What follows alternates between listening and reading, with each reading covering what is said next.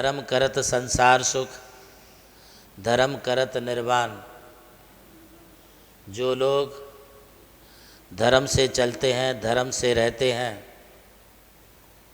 और धर्म को करते हैं, उन्हें संसार के समस्त सुखों की प्राप्ति होती है और वे ही जीव परंपरा से मोक्ष के सुख के लिए प्राप्त करते हैं।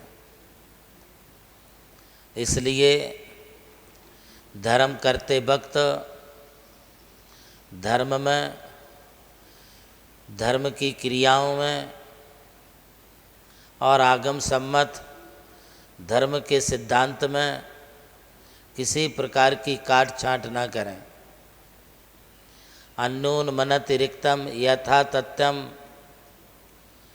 जैसा है वैसा ही बिना कम ज़्यादा किए हमारे लिए धर्म को अपनाना चाहिए और धर्म को करना भी चाहिए।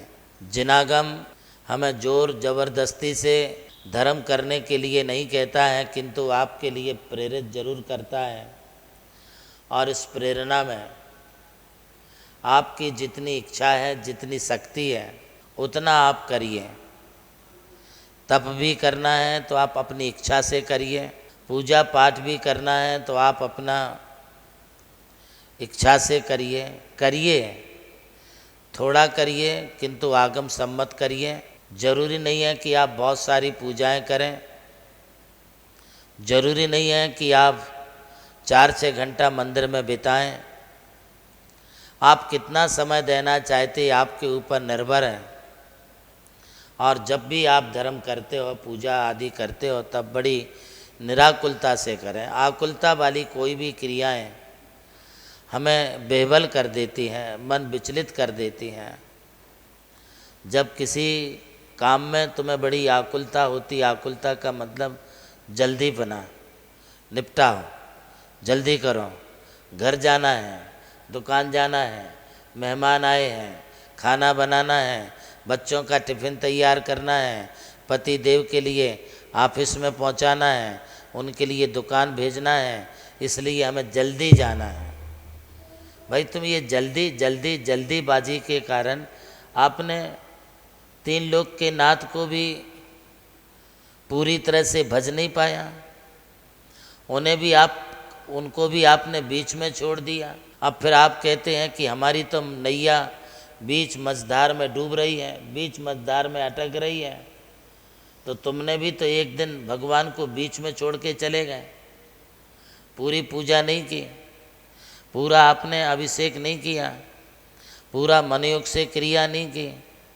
फिर कभी कभी आप रोते रोते गुरु के पास आते हैं, भगवान हे गुरुदेव हम तो डूब गए, हमारी तो अब बेड़ा पार करो, हमारी तो नैया पार लगाओ। अब गुरु करें क्या? तुमने भी तो एक दिन गुरु के लिए बीच में छोड़ दिया, बिहार कराते कराते बीच में छोड़ के आ गए। महाराज जी अब अकेले जा रहे हैं, आहार कराते कराते आपने बीच में छोड़ दिया और बस 1-2 गिलास दिए, ये चले। क्या तुम्हारा 1-2 गिलास देने से क्या मुनि महाराज जी का आहार पूरा हो जाने वाला है? क्या उनका पेट पूरा भर जाने वाला है? आपने भी तो महाराज को बीच में छोड़ा। उपदेश सुनते सुनते आप कितनी बार बीच में से उठ के चले गए। अब यदि तुम संसार में डूबोगे नहीं, बीच में तुम अटकोगे नहीं, बीच में तुम्हारा व्यापार फैल नहीं होगा, बीच में तुम्हारा जॉब छूटेगा नहीं, तो फिर क्या होगा? ये होने ही वाला है। तुम गुरु को छोड़ो, पति तुम्हें छोड़ देगा। तुम धर्म को छोड़ो, भगवान तुम्हें छोड़ देगा।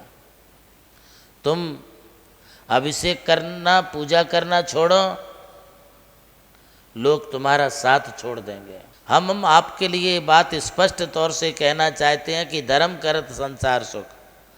यदि तुम्हें किसी को अपना साथी बनाना है, अपना जीवन साथी बनाना है, किसी से अपने काम निकालना है, किसी के साथ तुम्हारे लिए अपने संबंध अच्छा बनाना है, तो आप घड़ी भर के लिए क्यों ना हो अपने धर्म से भी संबंध अच्छे बना लो। धर्म के साथ आप अपने संबंधों को जोड़ करके चलो। ये तुम्हारा चिरस्थायी साथी है। लोग तुम्हें छोड़ सकते हैं, घर वाले तुम्हें छोड़ सकते हैं, तुम्हारे दोस्त और मित्र तुम्हें छोड़ सकते हैं, किंतु जिसके साथ धर्म होगा वह कभी भी अकेलापन महसूस नहीं करेगा। लोगों के कहने में आकर के राम ने सीता को छोड़ दिया, वन में भेज दिया। लोग सोचते थे कि सीता अकेली है वन में, सीता के साथ कोई हो ना हो, किंतु उस जंगल में भी अकेली सीता के साथ यदि कोई था तो वो उसका धर्म था।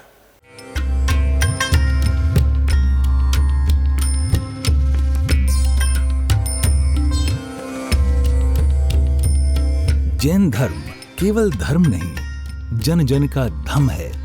यही है इस धर्म की संस्कृति। सन 2010 चातुर्मास के दौरान मांगी तुंगी और गजपंथा की तीर्थ यात्रा के बाद एक रात्रि गजपंथा की पहाड़ियों पर विश्राम करते समय आचार्य श्री देवनंदी जी महाराज को एक दिव्य स्वप्न प्राप्त हुआ।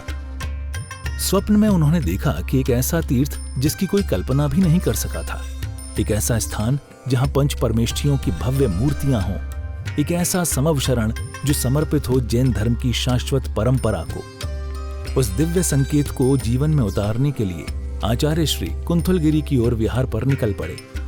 वहां एक श्रद्धालु ने अपनी भूमि पूज्य गुरुदेव को समर्पित की और यहीं से आरंभ हुई मुंबई आगरा हाईवे NH3 स्थित णमोकार तीर्थ के निर्माण की महायात्रा। ये वही भूमि है जिसे राम टेकड़ी कहा जाता है, जहां भगवान रामचंद्र जी ने 12 लाख वर्ष पूर्व तपस्या की थी। आज यही भूमि बन रही है जैन संस्कृति का जीवंत प्रतीक णमोकार महातीर्थ। यहां बन रही है 51 फीट ऊंची अरिहंत परमेष्ठी की मूर्ति, चारों दिशाओं में 31-31 फुट ऊंची अन्य परमेष्ठियों की मूर्तियां। कुल मिलाकर एक अद्वितीय समवशरण की रचना है जिसका वर्णन Guinness book of world record में दर्ज हो चुका है।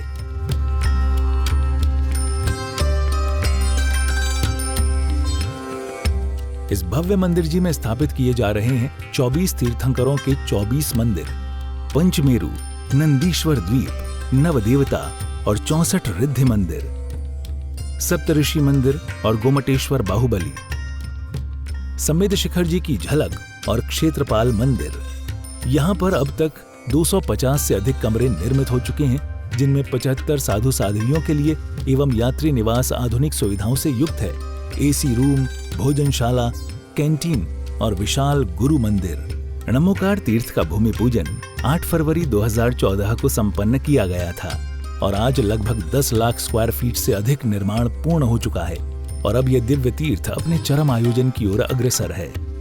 2026 में जनशासन के वरिष्ठतम आचार्य परम पूज्य साधना सम्राट गणाधिपति गणधराचार्य श्री कुंथुसागर जी महाराज के सानिध्य में एवं परम पूज्य प्रज्ञा श्रवण सारस्वताचार्य श्री देवनंदी जी महाराज की प्रेरणा एवं निर्देशन में 400 से अधिक साधुओं की उपस्थिति में आगामी 6 से 13 फरवरी 2026 में णमोकार तीर्थ का भव्याति भव्य अंतर्राष्ट्रीय पंचकल्याणक प्रतिष्ठा एवं महामस्तकाभिषेक महोत्सव का आयोजन होने जा रहा है।